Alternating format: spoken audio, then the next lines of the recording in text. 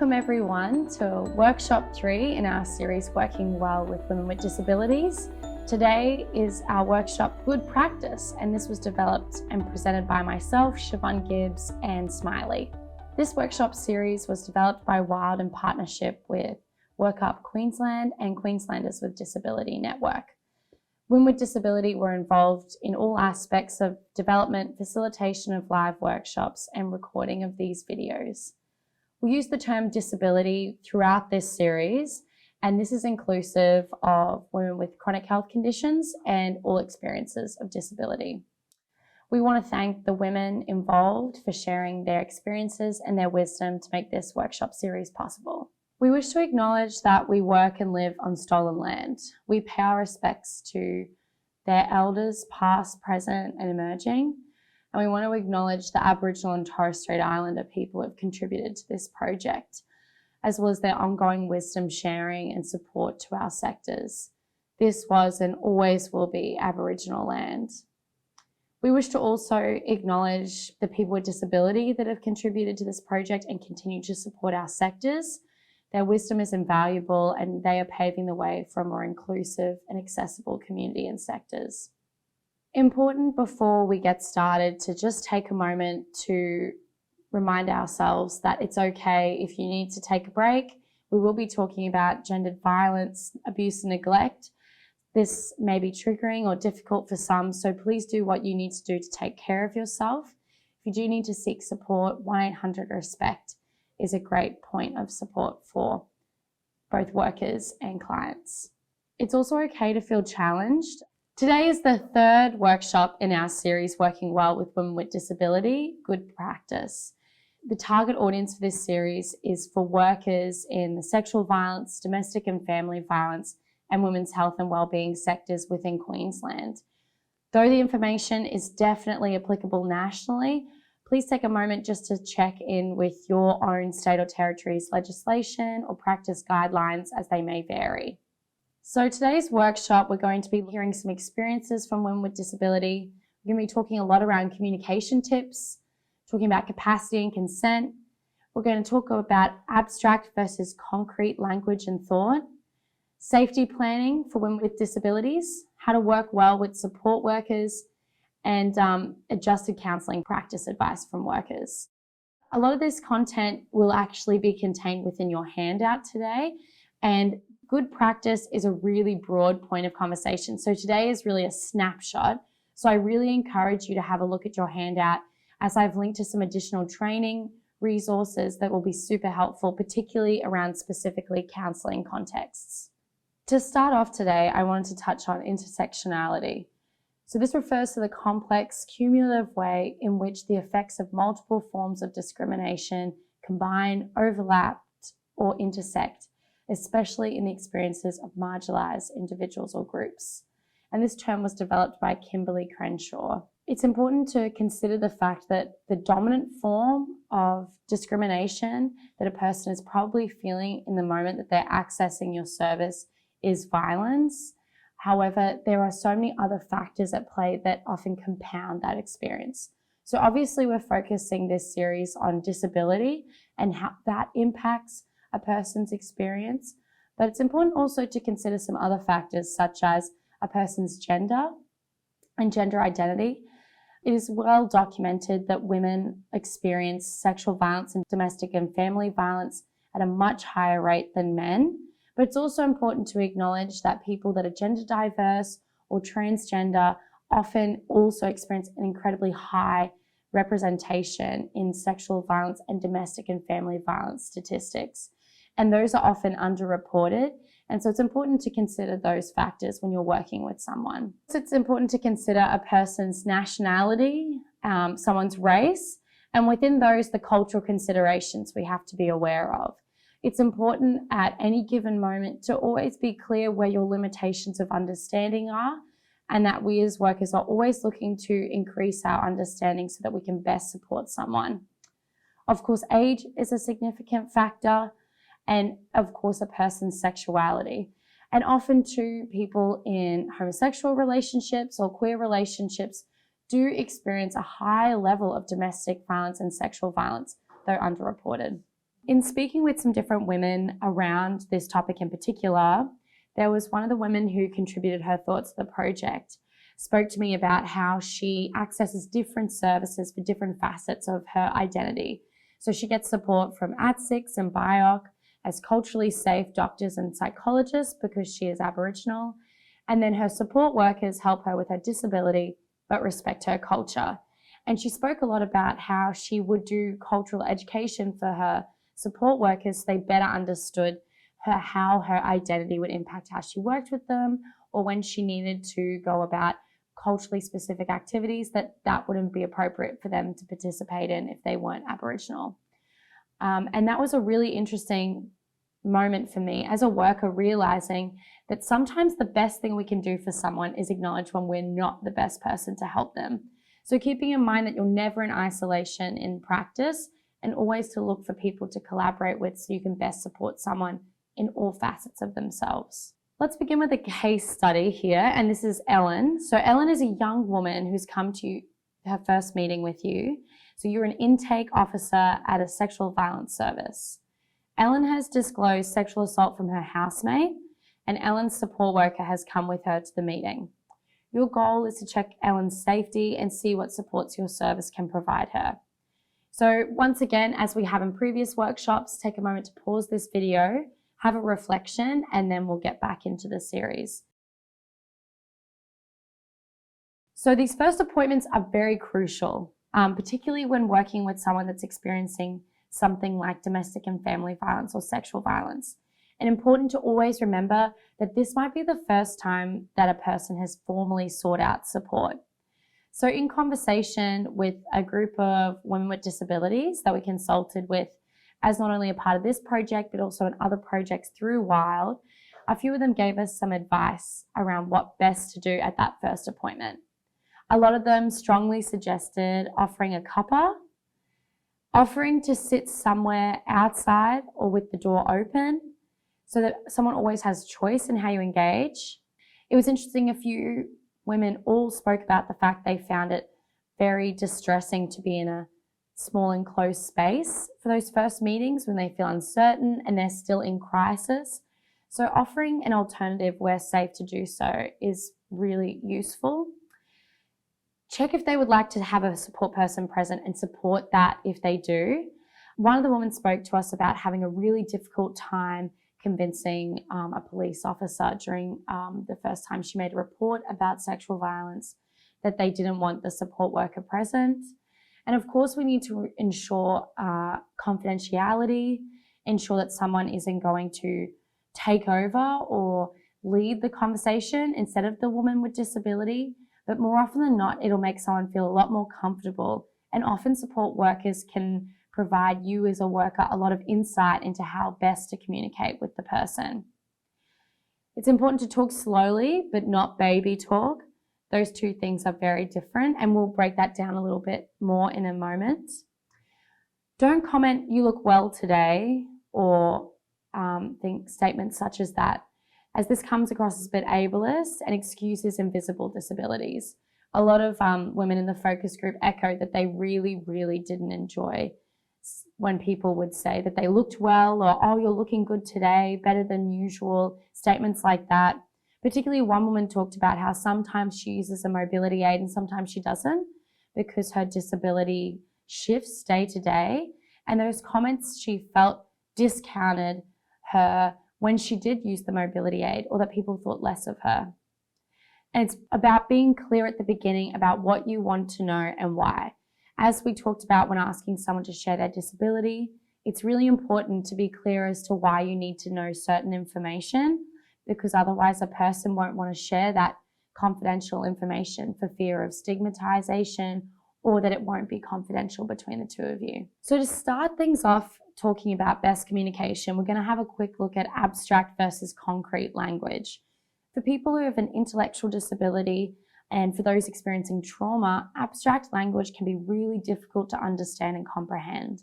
So it's important that we as workers understand the difference between concrete and abstract language and statements and how we can help a person to understand them.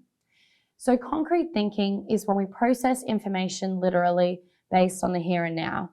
So for example, if we look at this image, the Statue of Liberty, what does it represent? If we were looking at it using an abstract way of thinking, we can look at it being a symbol of freedom. We can look at it representing an opportunity for connectivity between different countries. We can look at it as a symbol for independence. But when we're thinking concretely, we would be looking at a big statue of a green woman holding up a flame. So you can see that that interpreted meaning doesn't exist when thinking concretely. A great analogy that one of our counselors at Wild taught me to understand the difference between concrete and abstract thought is to consider your mind like a whiteboard. So if we're putting images and statements on the whiteboard without any extra tactile things like magnets, for example, to grasp onto, that information will just slip off. So when we're talking about things like rights, sexuality, and other emotions even, these abstract concepts that I can't experience with my senses, then it's really difficult for me to understand. But we can help a person understand and connect that information by providing concrete links between the two things. For example, if I was talking about, do you feel nervous? That might be something that I don't quite understand if I have a more concrete style of thinking. So thinking about how I can concretize that abstract statement would be thinking about the physical sensations I could use. Do you feel upset in your stomach? Do you get butterflies in your stomach in this situation? And that's something that I can then easily contribute to. Oh yeah, I do. So I do feel nervous in this situation, as an example. Abstract thinking enables a person to attribute multiple meanings, to understand symbolism, to generalize, so adapting learning from one situation to another, to analyze, problem solve, to reflect on significance, to interpret, to apply logic and reasoning, enable an understanding of consequences, and this is developed by the age of 12. So often people who experience an intellectual disability, and even those who have an acquired brain injury or other cognitive impairments, will often struggle with this abstract thought. And often in risk assessments, safety planning, or even discussing sexual or domestic violence, there's a lot of abstract, complex statements that are involved with this. So it's important that we understand the difference between the two so we can help make links and what we refer to as concretizing abstract thought. So though it is difficult to concretize everything as we talk very abstractly in practice, there are some key communication tips we can take on board as workers to ensure that we're communicating clearly, that is understood. So a big thing that came through, particularly in our focus group, is that we need to treat the person as a person and as an adult. Particularly those with intellectual impairments, we may hear statements such as, oh, they have the mind of an 8-year-old, they behave like a baby, and such terminology can really make a person, I guess it makes it seem like they don't have an adult lived experience, which they definitely do. So always providing someone that respect. Be clear and concrete, use easy words, not complicated words. This can be easier said than done, but important that we utilize resources or always asking for clarification when we do have to talk about complex things. And we'll talk about those tools in our next workshop. Conversations will take more time, pace your communication. Where it is possible, a lot of people at our focus group said that they did prefer having shorter, spread out conversations around safety planning and risk assessing, though acknowledging that's not always possible. Be prepared to discuss things more than one time and in different ways. This is often where you can best utilize support workers, supporters, carers, family and friends to help you as a worker to reinforce these ideas that you might only have the chance to discuss with the client directly once or twice. That's why it's good to involve others. It's your responsibility for not understanding. It's not on the individual to help you understand. That's for you to understand them. Always signpost a change of conversation topic. So for example, okay, so we talked about your accommodation needs. Now let's talk about what we're going to do about your dog when you leave, for example. And also checking that that was okay. Did you want to say anything else about this before we move on? Okay, let's move on. One question at a time and one choice or idea per question. So not double barreling, not saying, did you want to meet at lunch, or otherwise we can meet on Thursday afternoon? What would you prefer? Thinking about keeping things as clear as possible. And in that, speaking clear, short sentences. Give time for a person to process your words and give a reply. It can be really tempting to feel discomfort in silence, as I know I feel that myself, but it's really important to allow that time for someone to process and respond. Use open-ended questions, avoid yes or no questions. Use simple sentences and not complex sentences full of lots of ideas. Let people tell their story in their own way, in their own words, and it's likely not to be sequential. So often when working with people who are explaining to me their story, I often will draw out a timeline, and as they describe different events, I'll then put it at different points in the timeline, and then it's our job as workers to then put it in a sequential format if that's what's required. Concentration might be a challenge, so shorter, more frequent conversations can be more helpful, of course, where possible, and using concrete rather than abstract concepts. So does he call you names rather than does he verbally abuse you? And we'll break that down a little bit more as we go on throughout the series. When we're safety planning with a woman with disability, there are some additional considerations that need to be put at our forefront of our minds. And of course, most importantly, it is that the woman herself has the most say and input in this safety plan, and also has as much agency as possible in those decisions. Issues around communication, mobility, and care requirements must be considered, and it might be necessary that you have to discuss these with the person's disability support provider. Of course, always ensuring you have the person's consent before you start those conversations. Safety plans might also need to be repeated and discussed numerous times, and they may need to adapt depending as the situation shifts and changes. This is where it can be really great to have support workers and other supporters involved in these discussions, so that if you yourself, as for example, the domestic violence worker, isn't available to reinforce the safety plan, there are other people that person can contact to clarify what the safety plan states. People with an intellectual disability may struggle in transferring learning from one situation to another. So in some circumstances, we'll create a safety plan, and that might also include within that the fact that we've accessed a domestic violence order or a DVO, and that the person knows that if the perpetrator of violence arrives at their home, they can call the police and breach them, so they'll be taken away. However, some people might struggle to then understand, just say, if the perpetrator of violence arrived at their workplace. So ensuring that we spell out and make clear what to do in these different situations, and also reminding them that they always need to do what makes them feel safe. Information needs to be accessible and concrete, so potentially using easy English, concrete instructions, working slowly, and always checking for understanding. Some good starting points for a safety plan has been provided by 1-800-RESPECT, and I've linked their resources in your handout. But some of the things that they talk about is listing all the contact numbers for sexual assault, domestic and family violence support services, particularly the Sunny app, which was developed with 1-800-RESPECT and Women with Disabilities Australia. And it is an easy to understand application that provides contact details as well as helping women tell their story.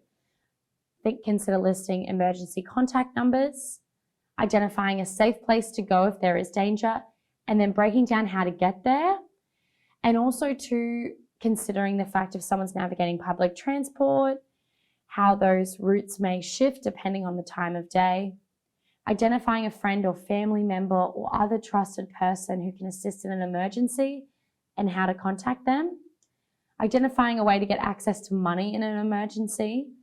identifying a way to access emergency personal care and support if needed, and also specifically addressing any barriers to enacting the safety plan. So for example, that could be when you are in danger and you do need to leave, we might need to leave the pet at home for some time, and then creating planning around the follow-up from that. Checking for understanding is a really important tool when working with women with disabilities, particularly when people are experiencing crisis, and in fact is a key element of communication when working with anyone in crisis, as it is so difficult to comprehend information when you are experiencing crisis and trauma in that moment. So some tips for doing this is through clarification, and this can be requesting someone to repeat back to you what you said in their own words, breaking down concepts into parts, so creating clear step-by-step how we're going to address an issue, naming and concretizing alternatives. So we could do this, or we could do this. I don't mind. Which would you like to do? So making it really clear. And the naive questioner is a really great one, particularly when working with people that may attribute meaning to words that is different than what we understand. For example, I had a client who would say the word tonight, and that meant today, but it was only through clarifying, questioning, and talking with her support worker that I understood her language. So a great way to use that can be like, oh, I don't know what that means. Can you explain that to me? Just to ensure that you and the person have a shared understanding of what they're saying. When conducting a domestic and family violence risk assessment, a lot of these questions can be really abstract and really difficult to understand. So we've provided here a couple of examples around how you can ask more concrete risk assessment questions. That can be, instead of asking, do you have a DVO? It can be, have you ever been to court to get an order, a piece of paper that says he can't come near you? Do they check your phone? Do they decide what happens with your money? Instead of, does he monitor what you do? Do they control what you do with your money? Some of these questions may be able to be understood, and it's important just to keep coming back to clarification, as some people will find some of these concepts easier to understand than others, and we should always assume that we need to make it clearer to a person as the worker. As a worker, it's important to know you're not alone in working. There are a heap of resources here available to you at your disposal, particularly when you're newer to this field of work, when working with women with disabilities. And Wild has actually developed a couple of different booklets that you can use that are really, really helpful, particularly when risk assessing and safety planning. They're called the You Deserve to Be Safe booklets, and you can access them through a link in your handout or this QR code. And they are easy English booklets that break down domestic and family violence and sexual violence and how to seek support for those. And they use easy English as well as clear graphics, like cartoons, for people to understand. Have a look at the easy read resources on the Wild website. We also have some that talk about counselling and what it is that you can adapt to create what is counselling, easy read document for your own organisation. I'd just like to share with you all now a few communication tips from some of the women that we worked with across our focus groups for both this project and others conducted at Wild. After DV, you have to rewire your brain, so it takes a lot of time to learn new things. Going to the centre was so scary. I've never been there before, so it was hard to listen. There was so much information and I didn't have much time. It's important to have time to understand. A key part of safety planning, risk assessing, and good practice is working well with the people that support the woman with disability you're supporting. And in particular, that often means working with support workers. So they can provide both emotional and practical support, particularly if you're trying to communicate via Zoom or online. They can provide information about a person's needs and communication style. You can also choose to speak directly with the worker if that's going to be easier and the preference of the client. And you can also utilize them to reinforce ideas and information. It's really important that we obviously, before we start working with the support worker, clarify with the woman or the client to make sure that's something they feel comfortable with.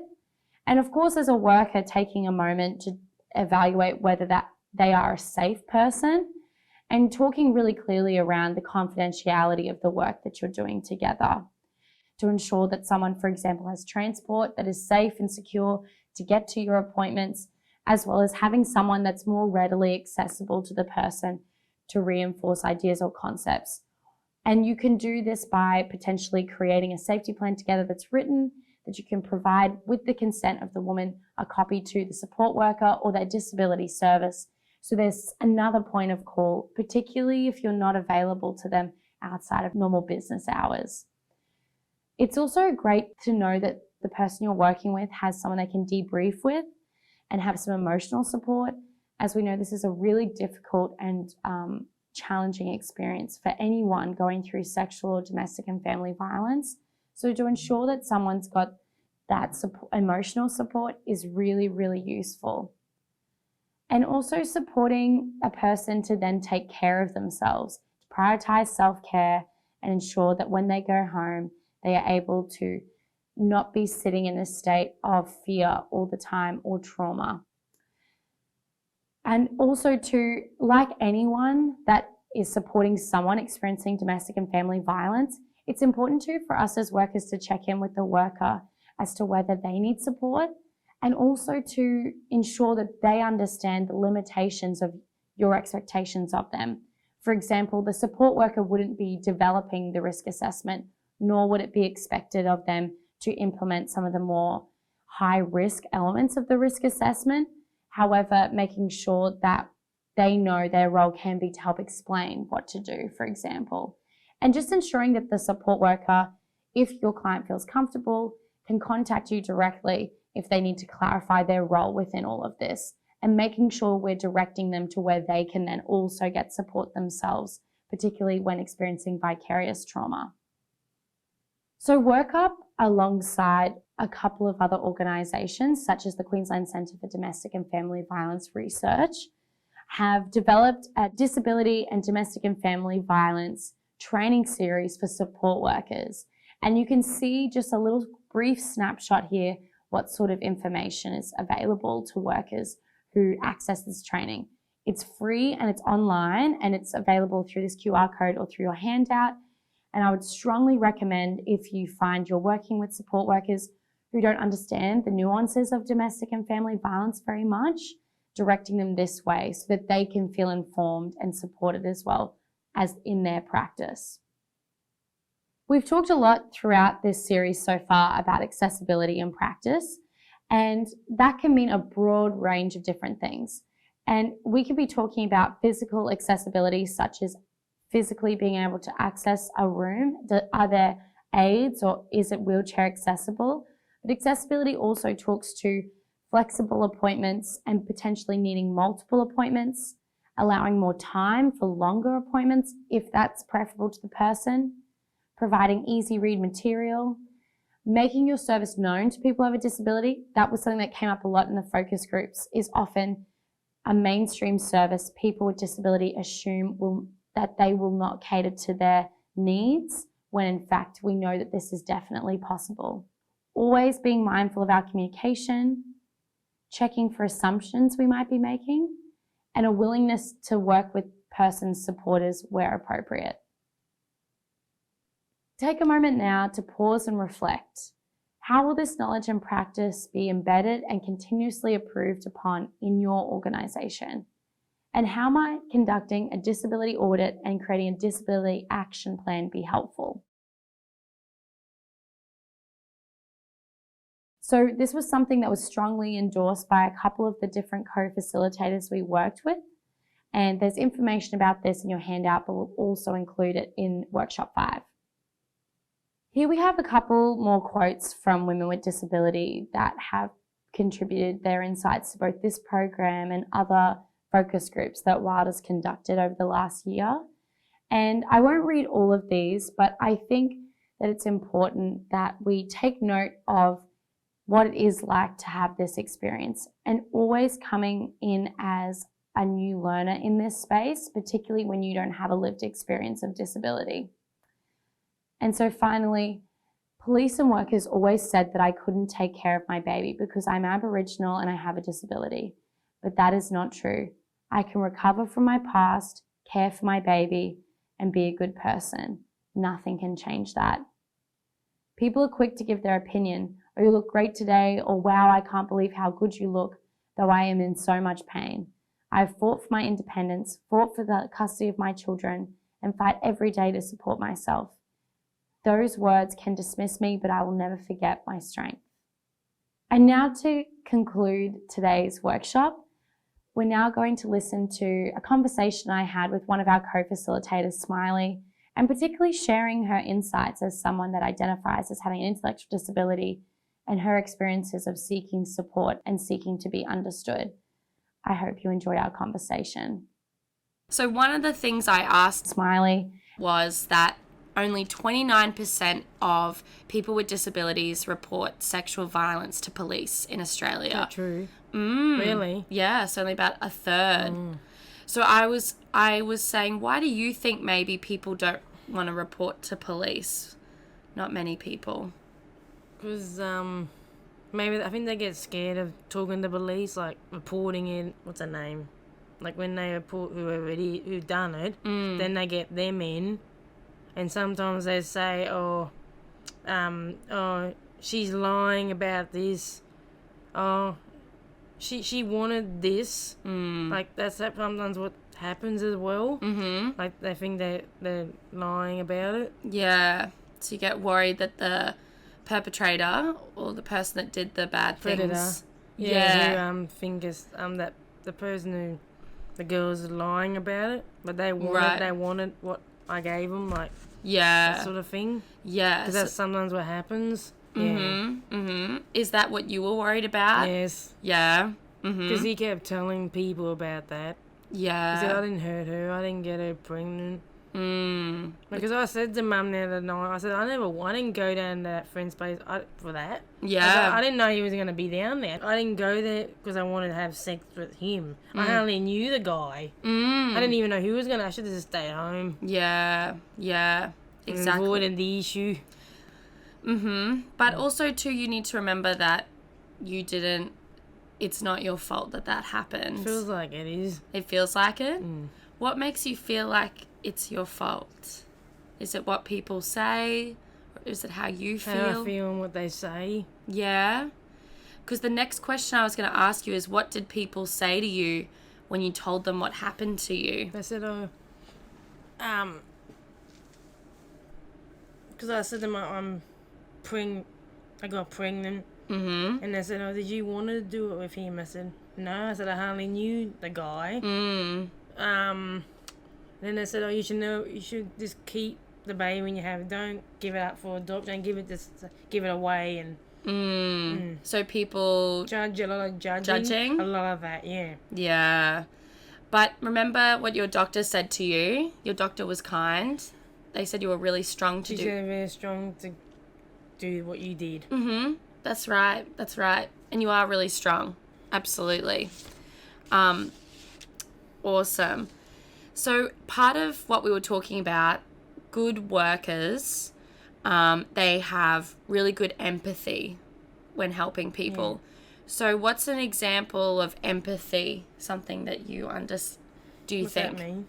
So empathy is when you care for someone. So there's sympathy or empathy. So sympathy is when you feel sorry for someone and you sort of just like pat them on the head like, they're there. They're there. Oh, don't worry about it. I used to do that a lot of the video. Yeah. They're there. And then empathy is talking about caring for someone in what we say a meaningful way. So really taking the time to hear someone. Yeah. Saying, I don't know exactly what happened to you, but I'm really here for you and I really support you. Yeah. And I remember you were telling me that you had a friend who was experiencing domestic violence a while ago. And what were some things you did as a good friend to help her? My friends, I known for a long time. I tried to help her with this sort of stuff, but sometimes she doesn't, like if people try to help her tell her stuff, she doesn't like to listen to anyone. That's what I've known about her. She says to my mum when she tried to help her with this situation. She doesn't listen to me, so Yeah, it's hard.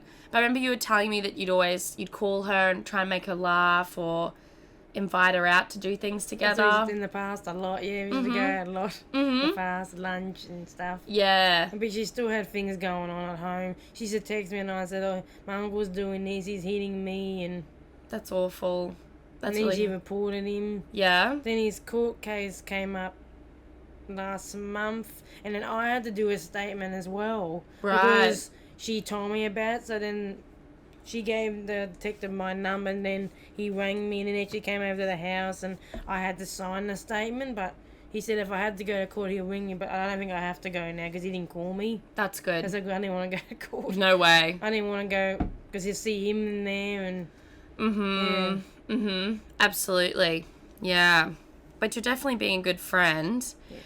So, part of this workshop is talking about kind of what it's like when you're new to going to a service. Yeah. So, workers in this workshop often work at a domestic violence service or a sexual violence service or a women's health service. So, places like Wild. Yeah.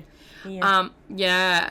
So what was it like the first time you came to Wild? Very nervous because I didn't know anyone here and know how to do counselling and Yeah. new place and Totally.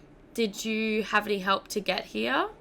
yeah, Mum found Wild. I didn't find them. Yeah, and she organised and made an appointment and come upstairs and was on a waiting list for a while. Yes, that's big right. waiting list. Yeah. And that was that difficult having to wait for the I counselling? didn't mind. I knew something would. They'll ring me when there's a place. Yeah. How come there was a big waiting list? Well, unfortunately, there's a lot of people who want counselling. Okay, where were we up to? Trying to remember. Oh, yeah. Okay. So, you had tried to go and do some counselling before, isn't that right? At school, yeah. I was at school. What was that like? It was nice. The lady was nice who I did it with. Yeah? We did colouring in when we did it. Yeah, taught a lot of talking. Yeah. Yeah, a different place, but yeah, because she was a nun. Oh, was she? Yeah. Yeah. Sister Margaret, but I don't know if she's still there or not. Yeah. I don't know. And you were 10, is that right? The first time you did counselling? I think I was 10, yeah. Did that help? Did you find it helpful? Yeah, it's just, I didn't want to go to school. I just went for this day. I said to Mum, I don't want to go to school today. At the beginning, it was alright, but I didn't really like the teacher as much. Right. Yeah. And was the teacher not really giving you much extra help, do you think? It's not really that. I didn't never like school. Like Yeah. I didn't really fit in. I never fit in at school. I didn't even have any friends at school. It's sad. Yeah. Even at high school, the same thing. Same thing. Didn't have any friends. I didn't like anyone on my year level. Yeah. Because they all Yeah. think about boyfriend, girlfriend and stuff. And you're like, I couldn't be I'm not bothered. interested in that, so I'm not here for that. Yeah. And then the lady said, it's not a dating agency. Because everyone was going out with everyone in year 8. I remember. Oh, it was funny, but... I can imagine. That would be funny. Okay. So, what was it like when you did your first appointment with the counsellor at Wild? So, with Victoria. What was that like? Interesting? What was interesting? We just talked about different things and what happened and how she can help me, strategies and... Yeah, it was good doing that. I mean, just talked about the whole thing, what happened a couple of times. Yeah. Yeah. Yeah. And I know you were saying that sometimes the questions you get asked can be really Sometimes hard. she asks me very hard questions. She still does. Yeah? And so I take forever to answer them, what they are. Yeah. Very hard, yeah. But when you get asked a hard question, is it good to just have some time to think about what you want to answer? Yeah. Yeah? Takes a while, yeah. That's good. And you took a bit of a break, is that right? I took like I said, I didn't want to do anymore. And then I rang up and said I want to come back and do some more. She goes, you can always ring me. She even said, you can always ring me if you ever worried about anything or, yeah. That's good. Sometimes I do that. Talk to her on the phone. Yeah. So that's helpful that you can choose. You feel like you can choose. But I don't even want to do any more next year. I No. don't want to do any more counselling Yeah. anymore. Yeah. Because she said to me, I'm even doing so well now. So, but even if I want to come back, I'm going to let her know. Yeah. That's great. I just want to keep doing women's group and Yeah. do this group of fun. I enjoy doing groups. Yeah, groups are good. Yeah. Uh-huh. Awesome. That's really good. All right. What else? Now, often as workers, when we meet someone for the first time, we forget that there's lots of things we might say or do that you've never experienced before. So what do you think workers should know when they're meeting someone for the first time? You have to introduce yourself. So when you say introduce yourself, what sort of stuff would you want to know about them? Oh, how long they've been working there and how long you've been doing this for and that sort of questions. Those sort of questions. Getting to know them. Yeah. And you said once before that a worker said to you that you don't look like you have a disability, you look normal to me. Was that something kind for them to say or no? A little bit no, but they can just tell the way I look. But if I had Down syndrome, I would look like, the lips and the face. Like I thought my friend had that, but she has Williams syndrome. Okay. Yeah. Yeah. But I thought she always had Down syndrome. She was diagnosed when she was 18. True. With William. I see. So because you can't see your disability, does that mean that sometimes people, they don't ask if you do have a disability? Or Sometimes I don't ask, but I don't like when they ask about the Centrelink thing. Oh, what's Centrelink paying me? I don't like telling them what it is. Yeah. And they go, every time everyone asks me, how much do you get? Do they? Yes. That's rude. rude. I said, I'm not telling you. Mm-hmm. I said, I'm on Centrelink. That's all you need to know. Mm-hmm. Mum said to me, don't tell them. I said, I don't. Yeah. I hate when they ask that. Yeah. I don't ask. I just ask what they are, but I don't ask how much they get. That's- Because I know New Start don't get a lot anyway, so I just know, but I don't ask those sort of money Questions? I don't like when people ask about money. No. Because they love money. Yeah, money's good. It's not bad. So when someone's going to ask you if you had a disability, what do you think is like a good way to ask? Then they ask what I got too. Like learning challenge. Yeah. It's hard to explain, but that sort of thing. Yeah. Is it hard when when workers ask you lots of extra questions Yeah. about A it? lot of other things, yeah. Mm-hmm. Yeah. Mm-hmm. It's very hard to answers, to explain it too. Mm-hmm. Mm-hmm. Okay, yeah. So it sounds like just ask if someone has a disability. Yeah, and then suddenly say intellectual. That's right. Yeah. But you would say it's a learning challenge, is that right? I've always told them that, yeah. Yeah. But Centrelink see it in another way. That's right. When they're on paper. Mm-hmm. Yeah. They choose their own way of... Do they? Centrelink. So all the disabilities, they're all different categories, and they just choose which one they think you fall into. Really? Yeah. But would you say it's good for workers to describe your disability in the words you choose? Yeah, the way I say it. Yeah. Not the way they put it. Mm-hmm. Yeah. Yeah. No, that's a really good point. What would you say to people with a disability that are starting counselling for the first time? Not a hard question. I know, a hard question.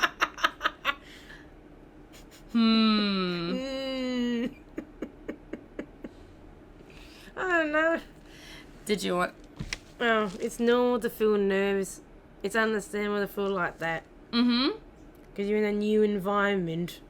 Yeah. It takes time. Took me time to answer hard questions.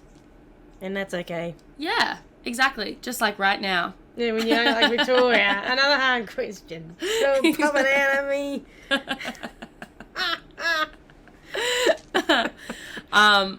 So, what would be some tips you would give workers when they're talking to women with disabilities? So, what are some things that might... Using like flashcards. Yeah. Emojis. Like that. The emoji cards? Yeah. Role playing is good. Oh, yeah? Yeah. What's role playing again? like what Hannah does in those good acting out. Or acting out a situation. Yeah, I love role plays. Yeah? The way she does it when we were in the Me and You group. Yeah, about the friendship one. About someone else. It was funny, but Yeah. she was one time she was being nasty to Bonnie. Oh, yeah. She said something to Bonnie. It was like, oh, why are you wearing that today? Why you got that today? Right. She was showing you what it's like to be not a good friend. Yeah, being mean to them, like insult. Insulting them. Yeah. So it's good to use jokes or have a bit of fun. Good to use flashcards. What are some other things that you like when you... Their face expressions change. Yeah, so reading someone's facial expressions. Yeah. Not just what they say. Body language. Body language. Yeah, the way they are. And so you can... signals. Yep. Body... Exactly. What else? What have we got here? We wrote down... Oh, a cuppa. You have a cuppa. That's always Take good. a break when you need it. Yeah. Like you said, sometimes these questions are hard, we ask. So you need a bit of time. Yeah. Right? Yeah. And especially when you're talking about hard stuff that happened before. In the past, hard to talk about now than then. And it was Yeah. hard then too. Totally. Did you find it hard sometimes after counselling? Would it still be on your mind? Yeah, the flashbacks come back. Yeah. Sometimes they do. Yeah. Because when all those, when I'm not talking about all those guys when they have sex with me and send those photos, like it's just keep thinking it's gonna happen again. Yeah. That's a terrible feeling. And when you say no, they still ask. Yeah. Harassment. That's right. It's harassment. It's wrong. So what are some things... Do you have any things you do when you're getting flashbacks or you're thinking about it? Help you feel a bit better? Oh, like listen to music and so it can distract you. Distractions? Yeah. Yeah. No, that's a So really... try to take your mind off it. Yeah. That's a really good idea. And finally, how has coming to Wild helped you? It's helped me a lot. Yeah? Coming here. Environment. Good environment? Yeah. And if you need help, you want to talk to someone about anything like what happened to me, like that other stuff, you can talk to someone here, like Abby or Jackie. Yeah. Yeah, there's always someone to listen. Yeah. Always someone to listen when you need to Yeah. talk to someone. Yeah. Yeah. Awesome. So thank you. Thank you. So much for talking with me today. Thank you again for listening to Workshop 3, Good Practice in the Working Well with Women with Disabilities series. Our next workshop, Workshop 4, will look specifically at resources and support that we as workers can utilise for best practice. And then our 5th workshop will be looking at inclusion. So I look forward to seeing you at Workshop 4, and make sure to check out your handout for more training opportunities and useful resources.